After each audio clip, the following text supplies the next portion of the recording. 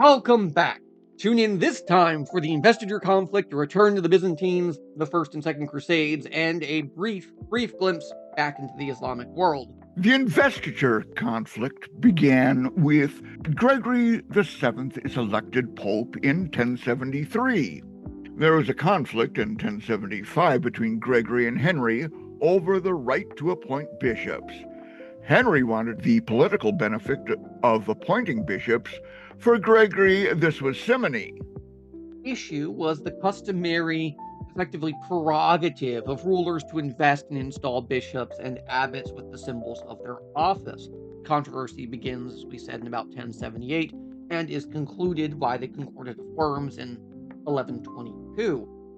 Pope Gregory VII, however, would still accept a lay investiture at the very start of his papacy, but the increasing estrangement between him and King Henry IV over the sovereign's refusal to obey papal commands is going to lead him to disrupt the traditional harmony between these two offices.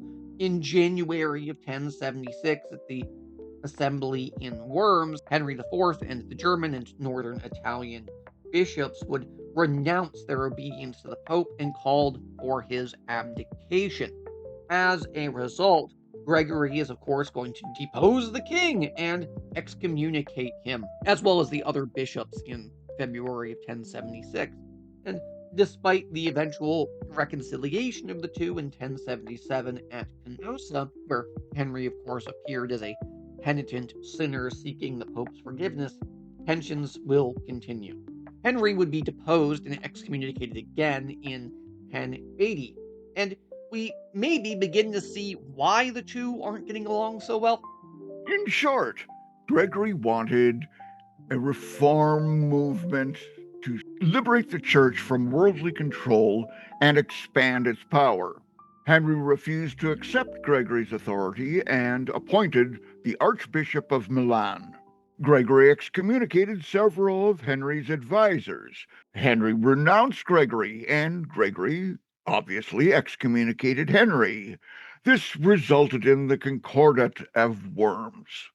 Gregory VII initially, though, had good relations with Henry IV. Gregory understood the need to liberate the church from worldly control, to be just not a hot matter of policy, but also a matter of church dogma. Gregory attempted to overthrow Henry, though, and Gregory ultimately is then exiled in response. Emperors will become forbidden from investing prelates with religious symbols of office. However, they're able to give them temporal office, which effectively means in the medieval world, when you could have 3 to 6 months, maybe even a year before, say, a new bishop is appointed. You don't want your local church system to go that long without some kind of local leadership, with some kind of basically grand oversight. And that's what the issue is here, right? So the king is allowed to have temporary control, basically appoint somebody to cover the immediate gap, as where the Pope gets the final say as to whether or not they want that person, or whether they're going to just, say, appoint someone else. Now, this caused changes in claims of power for the papacy. The Pope can now judge all men, but cannot be judged by man. Every lord owes loyalty to the Pope, and Western Christendom is united under the Pope by the Crusades. Ah, what a joke. Because this is going to lead directly to the Crusades, the Pope can free any man from the obligations of their lord, i.e., the Pope has become the arbiter of eternal life and death. No Crusades yet. We must first understand what's going on with the Byzantines. There are new challenges. The Muslims have captured Sicily and Crete, and the pagan Slavs have migrated into the Balkans. The Rus are also putting pressure on the empire. Here, at least, you can see why. Here's a depiction of the Byzantine Empire in 1025. So I ask you, according to the map, what political challenges faced the Byzantine Empire in the 11th century? How was the long-standing influence of Muslims in the Near East likely to affect the character of Byzantine culture? How did the domain of Rus potentially create additional economic and military pressure on the Byzantines, as directly, but also indirectly? Now let's look at the Byzantine revival. Missionaries had converted the Balkan Slavs to Orthodox Christianity, and there was military and commercial alliance with the Western Rus. The military successes against the Abbasid dynasty, we have the reconquered territories that were lost centuries before, and the economic problems. The cost of reconquest and expansion taxed the treasury. So, we also have the creation of a new written language, Old Church Slavonic, which is going to become the Cyrillic alphabet. But there's trouble reintegrating the Christian Armenians and the Syrian, as well as a debasement issue, which is going to undermine the Byzantine economy, and they're going to face competition from Venice, Genoa, and Pisa, something you are going to hear repeatedly. The Turks were also responsible. We have the invasion of the Seljuk Turks, who had conquered Jerusalem. Alexius Comnenus, who reigned between 1081 and 1118, he needed forces to combat the Turks, and he appealed to Pope Urban II for troops to repel the Turks. They will capture Armenia, move into the Anatolian heartland, destroy the Byzantine army, and of course, this is going to cause a big loss for the Byzantines, which will ultimately lead to Pope Urban's appeal for the First Crusade. They're going to show the power of the papacy to kings in Western Europe. Yeah, really force those crusaders to go on a march and give the finger to their feudal king. Oh boy, feudalism, it totally works because the church totally doesn't get in the way. They're also going to demonstrate the power of the Latin West over the Greek East. Yeah, we can finally show those Byzantines that the Western Church is better. Pope Urban, though, will issue this call for crusade at Clement in 1095. But let's consider his motives, because I'm not just being tongue in cheek here. He really was this big of an ass. The idea is to A, win new lands, B, this prospect of a religious mission from God, and C, FTA, fun, travel, and adventure. Or as we like to say in Vietnam, fuck the army. But with all due seriousness, Pope Urban's goals here are largely political, Eastern versus Western Church, right? The establishment of new territories for the church, for the Holy Land, and the reestablishment of church authority. But we're going to get more into that as we go. I'm getting ahead of myself. Now, Pope Urban's appeal was to bring about reconciliation between the Orthodox and Latin churches, to achieve peace at home, the goal of Jerusalem, a mission from God, freed from penitence, straight into heaven. Odo, Pope Urban, gained experience in ecclesiastical policy and administration and made contacts with two important reform groups, the Canons Regular, which dedicated to the active service of the church and a strict life within the community, and the Cluniac monks. Remember, we discussed Cluniac reforms earlier in the course. In 1079, he went to Rome on a mission for his abbot, St. Hugh of Cluny. As Pope, Urban II found active support for his policies and reforms among several groups: the nobility, whose mentality and interests he knew; the monks, the canons regular, for whom he became patron and legislator; and increasingly the bishops. We'll skip over his desire for reform and push towards the unification of Christendom, which ones usually don't make executed practices. In practice, he pushed the controversial question of lay investiture, the act whereby a temporal ruler granted title and possession to a church office, more into the background while at the same time retaining reform legislation. He thus softened the conflict and permitted a more peaceful discussion of the problems at hand. At the Council of Clermont in France in 1095, during which he eloquently called for the First Crusade, Urban attempted, however, to prevent a further and complete feudalization of church-state relationships by prohibiting the clergy from taking oaths of fealty to laymen. Now I ask you, Why was this papacy in such need of reform? Were Urban II's motives entirely religious, or did he have political motivations as well? Back to the First Crusade, then. The assaults on Jewish communities in Mainz, Worms, Speyer, and Cologne are sadly going to be a major result of the First Crusade and its lack of organization. The Byzantines themselves will actually be seen as an obstacle to the recovery of Jerusalem for Christianity, as many of the Crusader states have to quite literally, well, as many of the Crusader armies have to quite literally march their way through Byzantium, the capital, to get to the Holy Land. And I don't know about you, but you're the Byzantine emperor. Would you want somebody marching through your front door and out your back door? I don't think so. But the Crusaders will have some success. They're going to capture Antioch and most of Syria in 1098. Crusaders are ultimately going to take Jerusalem and, well, frankly, slaughter its inhabitants in 1099. They're really doing a great job. But ultimately, this is going to lead to not just chaos and the loss of innocent life, but a severe decline in the Byzantine commerce as well, which is going to be a repeated pattern for every crusade. Now, the assaults and pogroms against Jews were a regular feature of the Crusades. Byzantium and Crusaders often were at odds, and there were distrust between groups. It had little real impact on the Islamic world. The Crusaders did not control the Red Sea. The Far East trade routes were unaffected. Both sides gained military experience and knowledge. For Muslims, the loss of Jerusalem was a religious affront. The destructive legacies of holy war and jihad for both Christians and Muslims. Crusaders did not wish to interfere with trade routes, ironically. The greatest economic gains are actually going to go to Venice and Genoa. Sound familiar? But we have to think of it as the first and subsequent crusades which set the West against the East, the Christians against the Muslims. Now we've seen plenty of conflict between the Christians and Muslims before. What makes this any different, I hear you cry?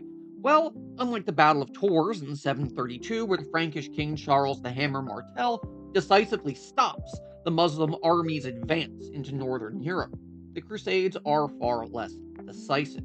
Crusader obligations, Crusader organizations, often working independently and against one another, will dominate and subjugate the Holy Land. A lasting resentment will build between Christians and Muslims, ultimately fueled by ever increasing beliefs that only one side can be right.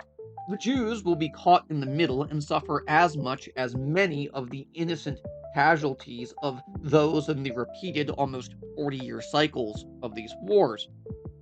Note this: it is Urban II and his holy war, not the Islamic world, that creates the idea that we now understand as jihad.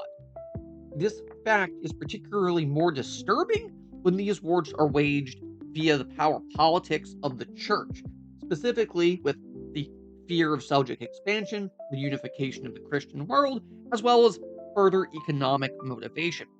The religion, though, religion in this instance was the excuse, not the reason for this war. Now, on to the Second Crusade. The Christian warriors had suffered crushing defeats. The Crusader armies sacked Constantinople in 1204, and of course, this damaged the Byzantine Empire. Impact on Western Europe. It is difficult to assess. We have Western expansionism, and the idea of crusade fostered a new political and religious ethos for Europe. Syrian principalities will be recaptured by the Muslims. Muslim leader Saladin is going to recapture Jerusalem in 1187.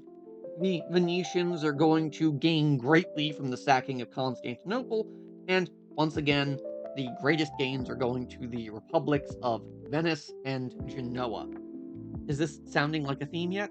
Oh, just wait. Wait for the Fourth Crusade. Here, though, are the routes of the Church Crusaders, 1096 to 1204, and are the routes followed by the majority of participants in the first three Crusades. What were the three main routes followed by these Crusaders? What geographical and political factors appear to be determining these trajectories? why was the Fourth Crusade any different? Now we have the culture of the Islamicate West, the number of positive outcomes from interaction between Latin West and the Islamic world. We have the interaction between Muslims, which had significant impact on European learning, literature, music, and art. We have the transformation in Christian theology. Muslims had preserved Hellenistic medicine and science, the ideas of Aristotle. Europeans, who were previously ignorant of Islam, now began to translate the Quran as well as other Arabic translations of previous Greek and Hellenistic, as well as even some Roman authorship. Islamic philosophy, science, and medicine. We have Arabic cultures providing the most direct access to Greek learning. The Arabic translations were sponsored by the Abbasid court at Baghdad, and Muslim scholars sought to reconcile Greek and Hellenistic philosophy with Islam. Western intellectuals would become acquainted with Greek ideas via these translations. Robert of Keaton, as an example, and Hermann of Carthagena are two of the most prolific translators at this point. We even have the Islamic House of Wisdom, which is responsible for the preservation and translation and commentary on the works of Plato, Aristotle, Plotinus, and other Greek authors, and really worked to make these works widely available. Yay, Islamic court and sponsoring learning. But there are going to be difficulties, particularly in the Christian world, with this idea of concepts like the eternal world and the immortality of the soul, and where free will comes into all of this. Particularly because remember, God is ineffable, right? And we are doomed, at least according to some church thinkers, from the very beginning to either go to heaven or go to hell, and there's not a damn thing we can do about it. So it gets muddy. Now consider the Islamic physicians and scientists. Astrology and medicine were applied sciences that required observation. The observation of the heavens were accurate. They discovered the contagious nature of tuberculosis. They noted that disease could be spread through contaminated water and soil. Avicenna wrote the Canon of Medicine, which was a seminal text for years. They would also corroborate the idea that the Earth revolved around the Sun, as well as it turning on its axis, but these ideas would be seen to conflict with those of Aristotle, and therefore, once again, because Aristotle's right so many other times, the medieval world refused to accept that he could be wrong about the geocentric universe, so therefore it must be geocentric and not heliocentric. Here, just to show you how important Aristotle was in the Islamic world, is an Islamic depiction of Aristotle teaching Arab astronomers. In this Arabic manuscript from the 13th century, Aristotle is represented as a contemporary of the astronomers he is instructing. What does this illustration suggest about the Muslims' attitude toward Greek philosophy? Now we have the Islamic influences of math, literature, art, and influence. We have decimal arithmetic, algebra, and algorithms, the counting system on which trade and commerce are based, great significance of poetry and Islamic arts, Islamic Spain and Jewish intellectual life, and architecture as one of the most distinct elements of Islamic art. So, Muhammad, of course, frames the Quran in poetry, right? And poetry, in one sense, becomes the path to advancement, particularly with Ulmar Hayyam, 1123, within the Rubaiyat. Some of this culture will even reach Christian Europe. There was a reliance of Western Europe on Islamic knowledge. It reflected in the use of Arabic words in European languages and the self perception of Christians, respect and fear of Muslims.